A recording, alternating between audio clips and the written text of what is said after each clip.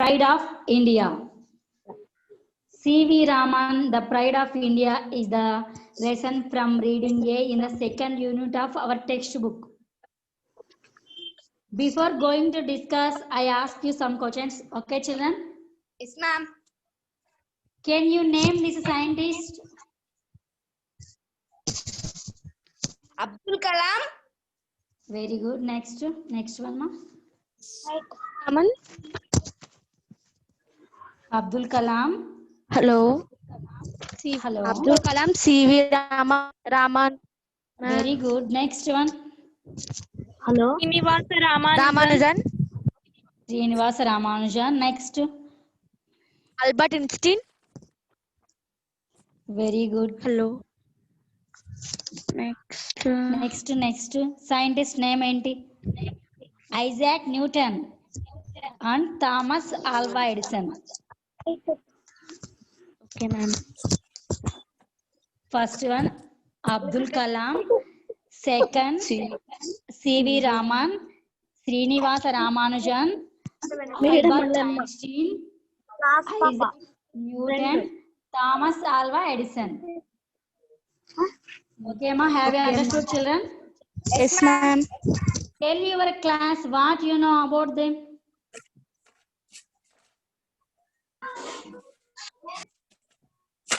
Tell your class what you know about them. మీరు మీ క్లాస్లో సైంటిస్ట్ల గురించి ఏం తెలుసుకున్నారో చెప్పండి.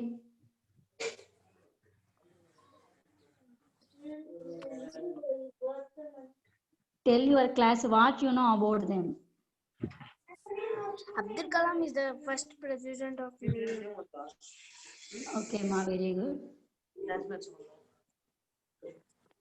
They are the greatest scientists of the world. They have contributed a lot to the world of science. వీళ్ళు science లో చాలా కృషి చేసినారు. సైన్స్ చాలా విషయాలు కనిపెట్టడం జరిగింది. Okay, next. Are scientists special people how? Next question చూడండి. Are scientist special people how?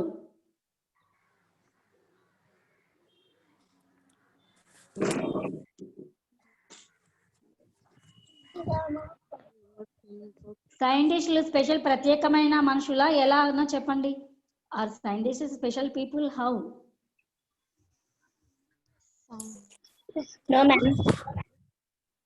సైంటిస్టులు స్పెషల్ ప్రత్యేకమైన వాళ్ళ లేదా? అయితే వాళ్ళు ఎలాంటి వాళ్ళు చెప్పండి. They were special in the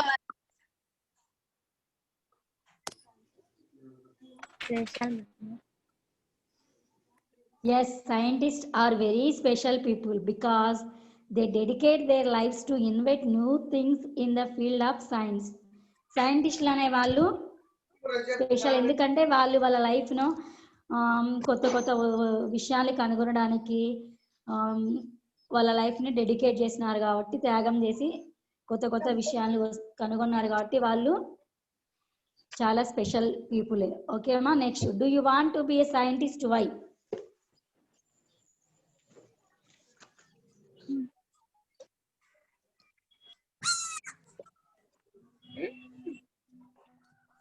Do you want to be a scientist? Why?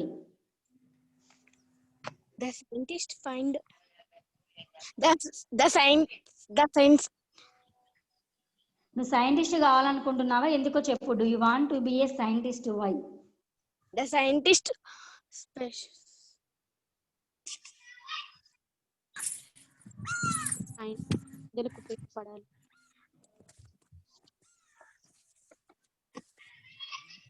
Do you want to be a scientist? Why? Yes, I want to be a scientist because I want to invent new things and contribute to the society. నేను సైంటిస్ట్ని కావాలనుకుంటున్నాను ఎందుకంటే కొత్త కొత్త విషయాల్ని కనుగొనాలనుకుంటున్నాను, అలాగే సొసైటీకి కూడా మంచి పేరు కూడా తీసుకురావాలనుకుంటున్నాను. నెక్స్ట్ వన్ చూడండి. How many of them received the Nobel prize? నేను లేదా children? C.V. Raman. Very good. C.V. Raman and Abdul Kalam. Abdul Kalam. Hello. Abdul Kalam. Nobel. No, ma. How many of them received the Nobel Prize?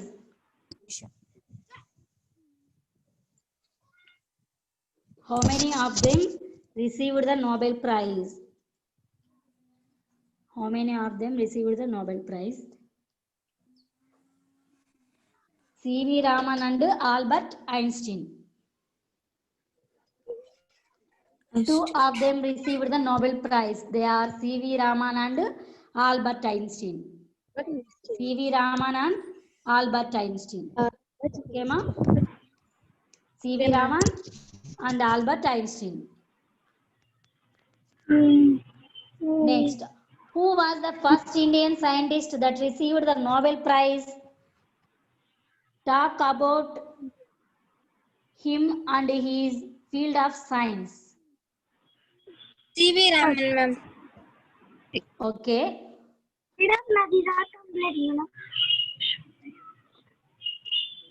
C.V. Raman in the field of physics. C.V. Raman was the first Indian scholar who studied in India and received the Nobel Prize. He was first Asian as well as non-white who got this award. He passed away in 1970 on November 21. February 28th is celebrated as National Science Day on which he discovered Raman effect. మనం February 28 వచ్చేసి science day జరుపుకుంటున్నాం కదా. ఆ science day వచ్చేసి sir CV Raman గారు కనిపెట్టినటువంటి Raman effect ఆ రోజు కనిపెట్టడం వలన అతనికి నోబెల్ ప్రైజ్ రావడం వలన ఆ యొక్క February 28ని మనము రామన్ ఎఫెక్ట్ ను కనుగొన్న దానికి గుర్తుగా మనం February 28ని మనము సైన్స్ డేని జరుపుకుంటున్నాము.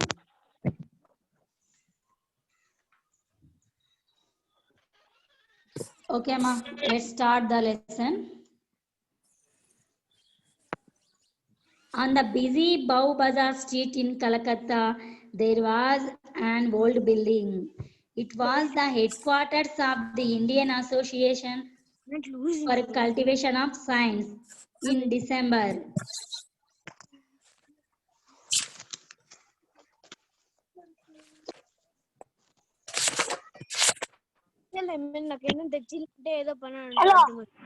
అది 1927వ సంవత్సరం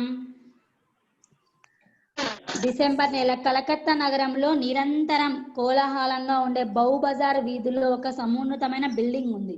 చూడండి, కలకత్తా నగరంలో బౌ బజార్ అనే ఒక స్ట్రీట్ లో ఒక సమున్నతమైన బిల్డింగ్, అదేంటంటే Indian association for cultivation of science యొక్క ప్రధాన కార్యాలయం లేదా దాని హెడ్ క్వార్టర్స్ అని కూడా అంటారు. కలకత్తా నగరంలో బౌ బజార్ అనే వీధిలో Indian association for cultivation of science యొక్క హెడ్ క్వార్టర్స్ ఉంది. అది వచ్చేసి ఏ ఇయర్ అంటే 1927వ సంవత్సరం డిసెంబర్ నెల.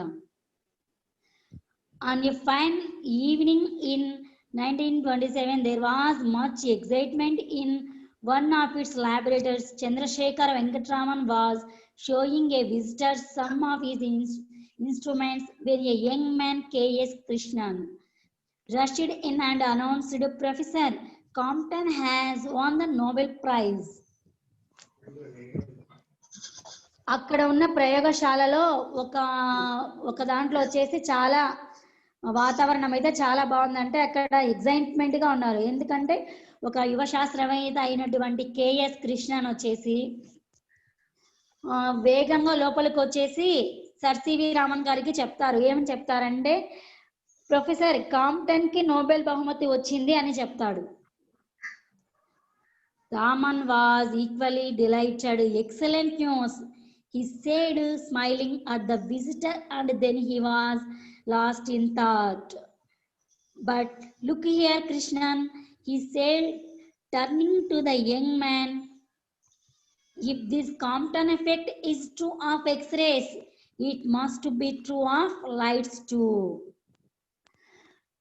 రామన్ ముఖం అయితే హ్యాపీగా సంతోషంతో వెలిగిపోయింది. చాలా అద్భుతమైన వార్త అని చెప్తాడు సర్ సివి రామన్ కృష్ణన్ అనే యంగ్ సైంటిస్ట్ తో.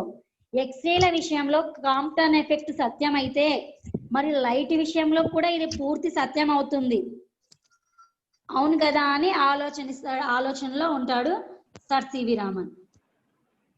A few years earlier, A.H. Compton had shown that the nature of X-rays changes when passed through matter. The change was depended on the kind of matter. This effect was called the Compton effect. Compton effect అంటే ఏంటంటే చూడండి, ఈ Compton అనే శాస్త్రవేత్త కొన్ని సంవత్సరాల క్రితం ఎక్స్రేల యొక్క స్వభావం అవి ప్రయాణించే భౌతిక పదార్థాన్ని అనుసరించి మారుతాయని నిరూపించాడు. దీన్నే కాంప్టన్ ఎఫెక్ట్ అని అంటారు. ఈ కాంప్టన్ ఎఫెక్ట్ ఏంటంటే ఎక్స్రేలు యొక్క స్వభావం అవి ప్రయాణించే పదార్థాన్ని బట్టి మారుతూ ఉంటాయని నిరూపించాడు. దీన్ని కాంప్టన్ ఎఫెక్ట్ అంటారు. ఈ యొక్క కాంప్టన్ ఎఫెక్ట్ కు కాంప్టన్ అనే శాస్త్రవేత్తకి నోబెల్ ప్రైజ్ వచ్చిందని యంగ్ సైంటిస్ట్ అయినటువంటి కేఎస్ కృష్ణన్ వచ్చేసి సర్ సివి రామన్ కు వచ్చేసి చెప్తాడు. సర్ సివి రామన్ ఏం ఆలోచిస్తాడంటే కాంప్టన్ ఎఫెక్ట్ ఆ ఫలితం సక్సెస్ అయ్యి అతనికి నోబెల్ బహుమతి వచ్చిందంటే కాంప్టన్ ఫలితం కరెక్ట్ అయితే రామన్ ఎఫెక్ట్ అనేది కూడా కరెక్ట్ అవుతుంది అని ఆలోచిస్తాడు. ఈ యొక్క రామన్ ఎఫెక్ట్ అనే దానికి సర్ సివి రామన్ కి నోబెల్ బహుమతి వచ్చింది. అసలు రామన్ ఎఫెక్ట్ అంటే ఏంటంటే what is an Raman effect? As white sunlight enters the atmosphere, the blue light scatters off dust particles in the air and spreads throughout the sky. Even some of it scatters down to our eyes and makes the sky appear blue. సముద్రపు నీటిపై సూర్యకాంతి పడినప్పుడు ఆ కాంతిలోని నీలం రంగు ఎక్కువగా పరిక్షేపణ చెందడం వలనే అది మన కంటికి చేరి సముద్రం నీలంగా కనిపిస్తుందని సర్ సివి రామన్ చెప్పడం జరిగింది. ఇంతకు ముందు ఏమనుకునే వాళ్ళంటే సైంటిస్టులు, సముద్రం ఎందుకు నీలం రంగుగా ఉందంటే పైన ఆకాశం నీలంగా ఉంది కదా, దాని యొక్క ప్రతిబింబం పడడం వల్ల సముద్రం నీలం రంగుగా ఉందని శాస్త్రవేత్తలు చెప్పారు. కానీ సర్ సివి రామన్ గారు ఏం చేశారంటే అది ప్రతిబింబం పడడం వల్ల సముద్రంలో నీరు బ్లూ కలర్ లో కనపడడం లేదు, సముద్రపు నీటిపై సూర్యకాంతి పడినప్పుడు ఆ కాంతిలోని నీలం రంగు ఎక్కువగా పరిక్షేపం మన కంటికి చేరడం వల్లనే సముద్రం నీలంగా కనిపిస్తుందని సర్ సివి రామన్ కనుగొనడం జరిగింది. దీనినే రామన్ ఎఫెక్ట్ అని అంటారు.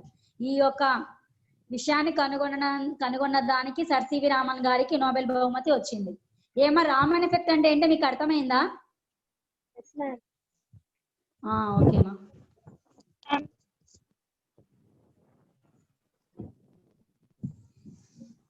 Could light also change its nature when passed through a transparent medium? That was the question that Raman asked himself. For 5 years, he had been doing research in optics, the science of light. No sophisticated equipment was available in his laboratory. Sophisticated means adunatana, equipment ante parikaralu. Sophisticated equipment ante adunatana parikaralu. Okay ma? But Raman was confident that he could find the answer with some modifications in his equipment.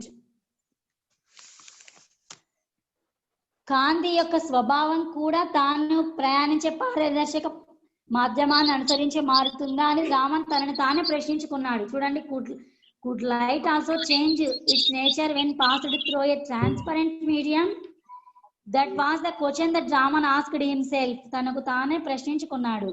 ఈ యొక్క కాంతి యొక్క స్వభావం కూడా ప్రయాణించే పారదర్శక మాధ్యమాన్ని అనుసరించే మారుతుంది. ఎక్స్రేల విషయంలో కాంప్టన్ యొక్క ఫలితం మారుతున్నప్పుడు ఇది కూడా మారుతుందేమో తనను తానే ప్రశ్నించుకున్నాడు.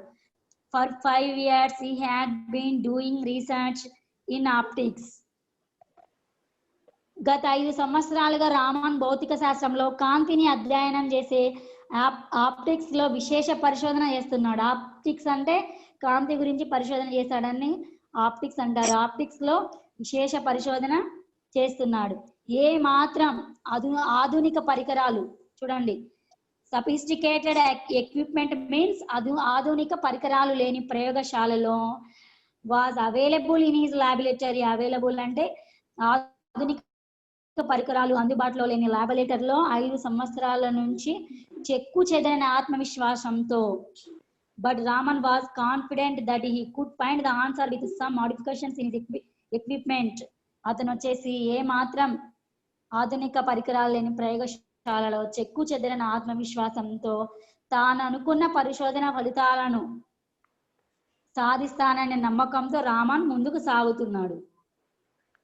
4 months later, on March 16, 1928, Raman announced his discovery of new radiation, describing the behavior of a beam of light passing through a liquid chemical to an assembly of scientists at Bangalore. ఇప్పుడు వచ్చేసి మనం బెంగళూరు అని పిలుస్తున్నాము, అప్పుడు బెంగళూరు అని పిలిచేవాళ్ళు. Okay, చూడండి. 4 నెలల అనంతరం మార్చి 16, 1928న రామన్ తనకు అనుకున్న కొత్త రేడియేషన్ సిద్ధాంతాన్ని బెంగళూరులోని శాస్త్రవేత్తల సమావేశంలో వెల్లడించారు. 4 months later, on March 16, 1928, Raman announced his discovery of new radiation, describing the behavior of a beam of light passing through a liquid chemical and assembly of scientists at Bangalore. 4 నెలల అనంతరం అంటే మార్చి 16, 1928న రామన్ కనుగొన్న కొత్త రేడియేషన్ సిద్ధాంతాన్ని బెంగళూరులోని శాస్త్రవేత్తల సమావేశంలో అక్కడ వాళ్ళకి చూపించడం జరిగింది. చూడండి picture. Next, the world hailed the discovery as the Raman effect for scientific research in the country. It was a red letter day. His discovery caught the attention of the world.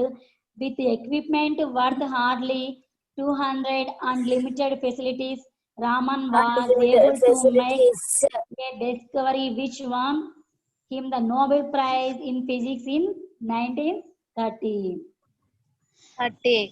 ప్రపంచం ఆయన కనుగొన్న అంశాన్ని Raman effect గా వ్యవహరించింది.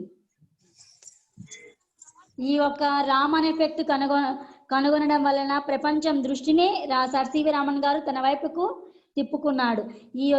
ఆ రోజున వచ్చేసి Raman effect ను కనుగొన్న రోజున వచ్చేసి it was A red letter day. ఆ రోజు వచ్చేసి ఎర్రని అక్షరాలతో లిఖింపబడిన రోజు. అరాకొర సౌకర్యాలతో, చూడండి,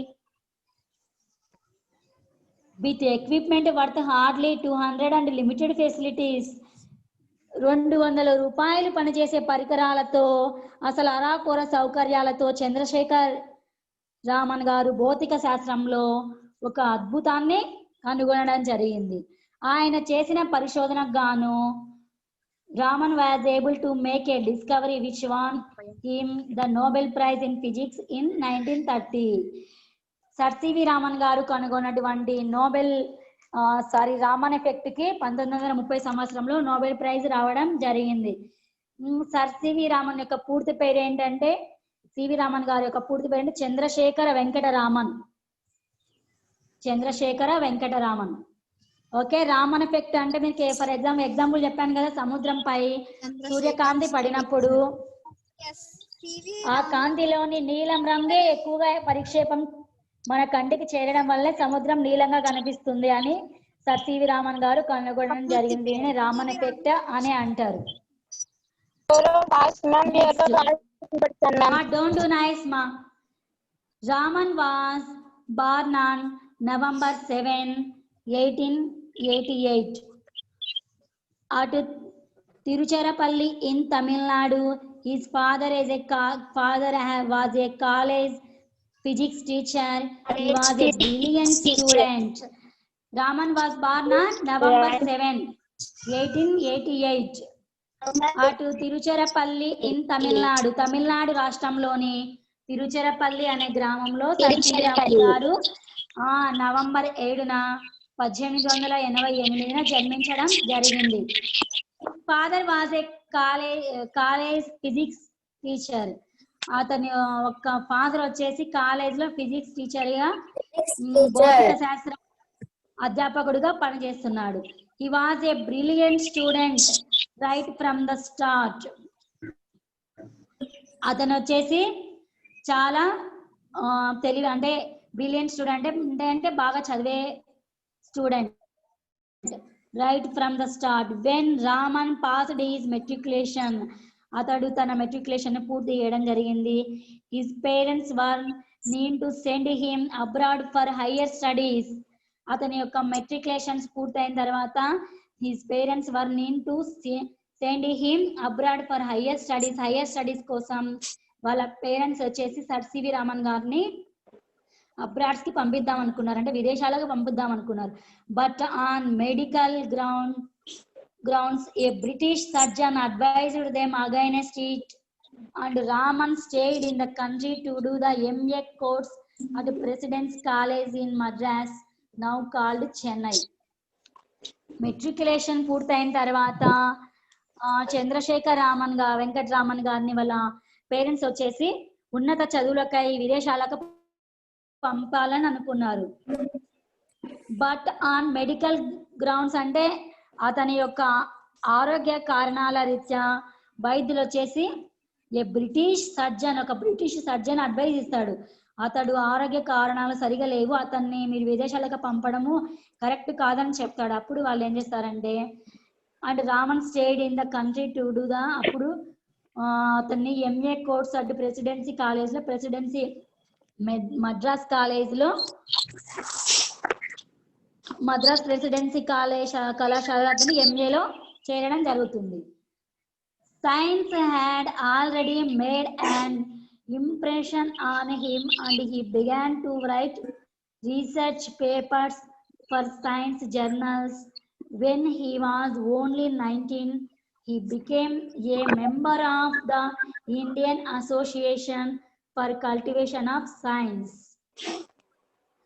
వైజ్ఞానిక శాస్త్రం పట్ల ఎంతో మక్కువ కలిగిన రామన్ సైన్స్ జర్నల్స్ వైజ్ఞానిక పత్రికకు పరిశోధన పత్రాలు రాసి పంపేవాడంట.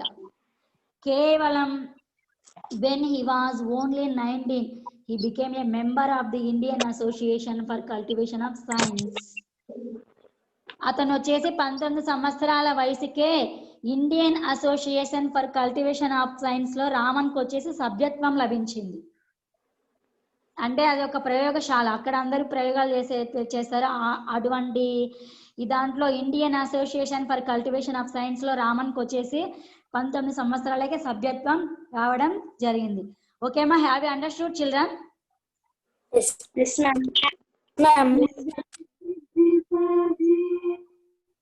చూడండి. Meanwhile, respecting his parents' wishes, he took upon administrative job in the finance ministry in Calcutta. His interest in science. కానీ అదే సమయంలో తల్లిదండ్రుల మాటపై అతను ఏం చేస్తున్నాడంటే రామన్ కలకత్తాలో ఆర్థిక మంత్రిత్వ శాఖలో పరిపాలన విభాగంలో ఉద్యోగంలో కూడా చేరినాడు. Meanwhile, respecting his parents' wishes, చూడండి, he took upon administrative job in the finance ministry of Calcutta. Calcutta నగరంలో అతడు ఆర్థిక మంత్రిత్వ శాఖలో పరిపాలన విభాగంలో జాబ్ లో జాయిన్ అయినాడు. His interest in science, however, did not flag. He used to spend his hours after office in the lab of the association, working throughout the night. అతడు జాబ్ లో అయితే జాయిన్ కావడం జరిగింది, కానీ అతని యొక్క ఇంట్రెస్ట్ అంతా ఎలా ఉంది? హీజ్ ఇంట్రెస్ట్ ఇన్ సైన్స్, అతనికి సైన్స్ లో చాలా ఇష్టం, సైన్స్ పరిశోధనలు చేయడం అవన్నీ. However, did and flag. He used to spend his hours after office in the lab of the association, working throughout the night. Stop video, share అంటా చూడే మా డోంట్ డు నైస్ మా. అతను ఏం చేశాడంటే తన యొక్క జాబ్ కంప్లీట్ చేసుకొని ఈవినింగ్ కల్లా వచ్చేసి అతడు మళ్ళీ వచ్చేసి ఆ ల్యాబ్ లోకి వర్క్ చేయడానికి వెళ్ళేవాడు. మైక్ అతని యొక్క ఆలోచనలు ఎప్పుడు కూడా అది ఉంది జాబ్ కదా, ఫస్ట్ చేస్తున్నా మ్యూట్ కూడా ఉంది కదా, మా డోంట్ డూ నైస్ మా సెకండ్ వీడియో సింబల్ ఉంది కదా, దాని ఆన్ చేయి. రెడ్ మార్క్ పడింది కదా.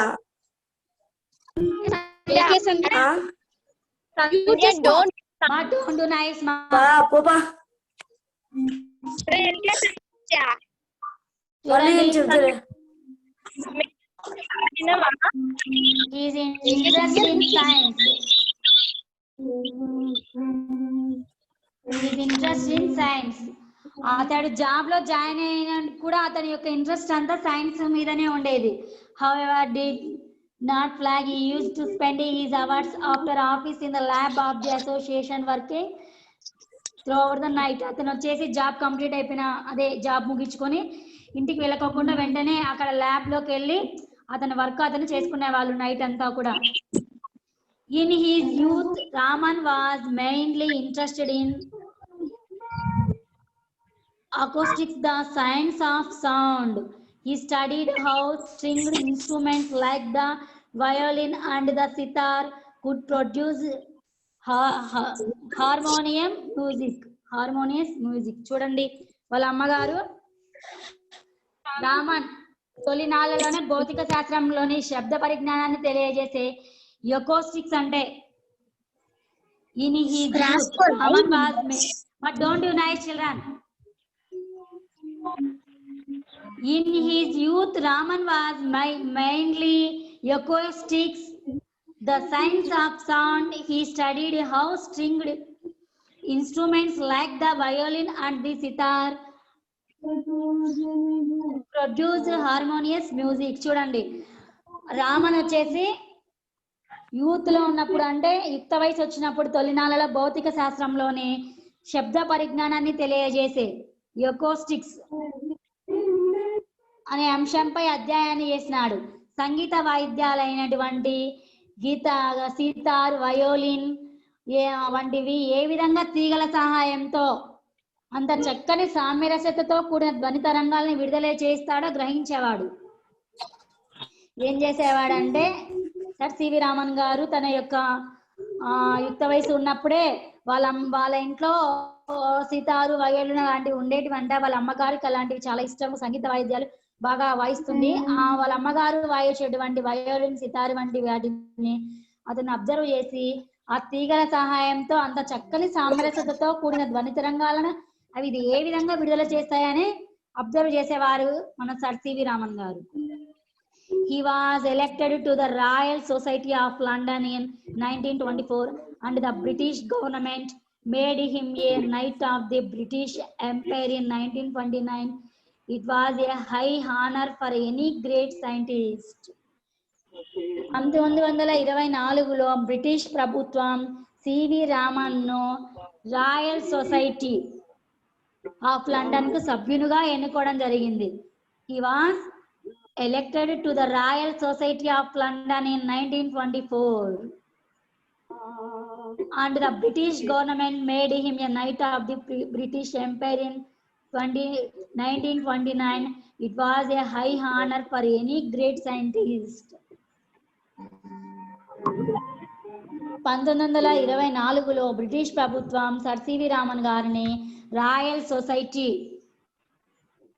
ఆఫ్ లండన్ కి సభ్యునిగా ఎన్నుకుంది. 1929లో knight of the British empire తో సత్కరించింది. Knight of the British empire గా అతన్ని అవార్డుతో సత్కరించడం జరిగింది. It was a high honour for any great scientist. ఇది ఒక గొప్ప శాస్త్రవేత్తకు దక్కే అరుదైన పురస్కారం. ఈ యొక్క he was elected to the Royal Society of London in 1924. 1929లో సర్ సివి రామన్ గారిని రాయల్ సొసైటీ ఆఫ్ లండన్ కి సభ్యునిగా ఎన్నుకోవడం జరిగింది. అంతేకాకుండా 1929లో knight of the British empire అనే అవార్డుతో కూడా సత్కరించడం జరిగింది. Knight of the British empire అని 1929లో ఒక అవార్డు ఇవ్వడం జరిగింది. ఇది వచ్చే ఇవి ఎలాంటివంటే ఈ అవార్డ్స్ చాలా మంది శాస్త్రవేత్తలు ఉంటారు కానీ అందరికీ రావు కదా. ఒక మంచి శాస్త్రవేత్తకు దక్కే అరుదైన పురస్కారం ఈ యొక్క అవార్డులు అనేటివి. ఇలాంటివి వచ్చేసి మన సర్ సివి రామన్ గారికి రావడం జరిగింది. ఓకేమా? Have you understood children? నేను చెప్పేది మీకు అర్థం అవుతుందా? వెరీ గుడ్ మా. Okay. His advice to young scientists was to look at the world around them and not to confine themselves to their laboratories. The essence of science, he said, is independent thinking and hard work, not equipment. తన తర్వాత తరం యువ శాస్త్రవేత్తలకు చూడండి, his advice to young scientists was to look at the world around them and not to confine themselves to their laboratories. తన తర్వాతి తరం యువ శాస్త్రవేత్తలకు రామన్ ఇచ్చే అడ్వైజ్ ఏంటంటే, మీ చుట్టూ ఉన్న ప్రపంచాన్ని చూడండి, దానిని గమనించండి, కేవలం ప్రయోగశాలలకు మాత్రమే పరిమితం కాకండి అని చెప్పడం జరిగింది. His advice to young scientists was to look at the world around them and not to confine themselves to their laboratories. మీరు ప్రయోగశాలకు మాత్రమే పరిమితం కాకుండా మీ చుట్టూ ఉన్న ప్రపంచాన్ని కూడా గమనించండి అని చెప్పాడు. ఇది ఎందుకు చెప్పాడంటే, సర్ సివి రామన్ గారు ఈ యొక్క రామన్ ఎఫెక్ట్ ను కనుగొనడానికి ముందు ఏం జరుగుతుందంటే, అతన్ని ఈ ఇంగ్లాండ్కి ఎక్కడికో ఆహ్వానించడం జరుగుతుంది. అతను ఓడలో ప్రయాణం చేస్తాడు. అప్పుడు ఓడలో ప్రయాణం చేసి వచ్చే టైంలో అతడు సముద్రంలోని వాటర్ ని అబ్జర్వ్ చేస్తాడు. ఇవి ఎందుకు సముద్రంలో ఉన్న వాటరు నీలం రంగులో ఉన్నాయని అబ్జర్వ్ చేస్తాడు. అప్పుడు ఏం జరుగుతుందంటే, అంతకు ముందు వరకు శాస్త్రవేత్తలు ఏమనుకునే వాళ్ళంటే, ఆ యొక్క ఆకాశం ప్రతిబింబం సముద్రం నీటిపై పడడం వల్లనే ఆకాశం నీలం రంగులో ఉంది అని అనుకునేవాళ్ళు. కానీ సర్ సివి రామన్ గారు వచ్చేసి సముద్రపు నీటిపై సూర్యకాంతి పడినప్పుడు ఆ కాంతిలోని నీలం రంగే ఎక్కువగా పరిక్షేపం చెందడం వలన సముద్రం నీలంగా కనిపిస్తుంది, అంతేగాని పైనుండి ఆకాశం ప్రతిబింబం సముద్రంలో పడడం వలన కాదు. సముద్రపు నీటిపై సూర్యకాంతి పడినప్పుడు ఆ కాంతిలోని నీలం రంగు ఎక్కువగా పరిక్షేపం చెంది మన కంటికి చేరడం వలనే సముద్రం నీలంగా కనిపిస్తుందని మనకి ఆయన కనుగొని చెప్పడం జరిగింది. దీనినే రామన్ ఎఫెక్ట్ కూడా అని అంటారు. ఓకేమా? కాబట్టి అతను ఏం చెప్తాడంటే, అతడు తర్వాత యువతరం సైంటిస్టులకు కూడా అడ్వైజ్ ఇస్తున్నాడు, మీరు ఓన్లీ ప్రయోగశాల మాత్రమే పరిమితం కాకండి, మీ చుట్టూ ఉన్నటువంటి ప్రదేశాలను, మీ చుట్టూ ఉన్నటువంటి పరిసరాలను కూడా అబ్జర్వ్ చేయండి అని చెప్తున్నాడు. He's advice to young scientist was to look at the world around them and not to confine themselves to their laboratories. ప్రయోగశాలలో మీరు మాత్రమే పరిమితం కాకండి, చుట్టూ ఉన్న సమాజాన్ని కూడా అబ్జర్వ్ చేయండి అని మన సర్ సివి రామన్ గారు యువ శాస్త్రవేత్తలకు వచ్చేసి అడ్వైజ్ ఇస్తున్నాడు. అడ్వైజ్ మీన్స్ సలహా ఇవ్వడం. తెలుసు కదా మీకు? Do you know the meaning of advise? Yes, ma'am. Yes, ma'am. Okay, ma'am. The essence of science, he said, is independent thinking and hard work, not equipment. వైజ్ఞానిక శాస్త్రం యొక్క మౌలిక సూత్రం ఏమిటంటే, నిరంతర పరిశ్రమ, స్వతంత్ర ఆలోచన, అంతేకాని మన చుట్టూ ఎంత ఆధునిక పరికరాలు ఉన్నాయనేది కాదు. అతను ఏమంటాడంటే, సర్ సివి రామన్ గారు, మనం యొక్క పని చేసే నిరంతర శ్రమ, మనం స్వతంత్రంగా ఆలోచించిన విధానమే మన వైజ్ఞానిక శాస్త్రం యొక్క మౌలిక సూత్రం, అంతేకాని మన చుట్టూ ఉన్న కొత్త కొత్త పరికరాలు అలాంటివేం కాదు. మనం పడినటువంటి శ్రమ మనం కొత్తగా ఆలోచించడమే అని చెప్తాడు సర్ సివి రామన్ గారు. CV Raman was the first Indian scholar who studied wholly in India and received the Nobel Prize. He was the first. Madam, my voice is not clear, ma'am.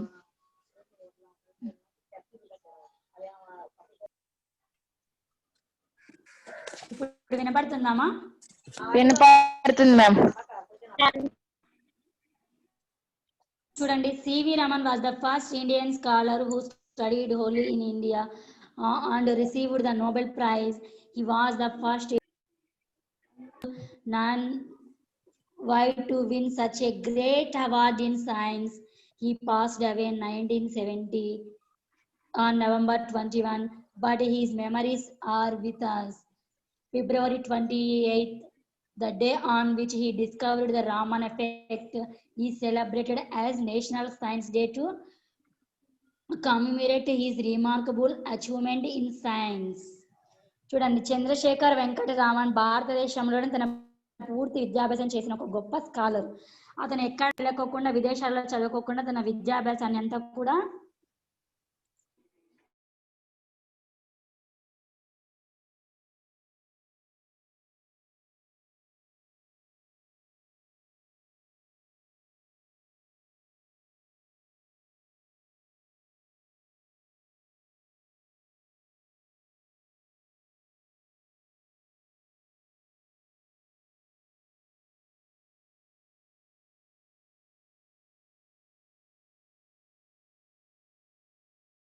November 21 1970లో అతను వచ్చేసి భౌతిక లోకాన్ని, అంటే ఆయన చనిపోవడం జరిగింది 1970 సంవత్సరంలో నవంబర్ 21న సర్ సివి రామన్ గారు ఈ లోకాన్ని విడిచి వెళ్ళిపోవడం జరిగింది. But his memories are with us. February 28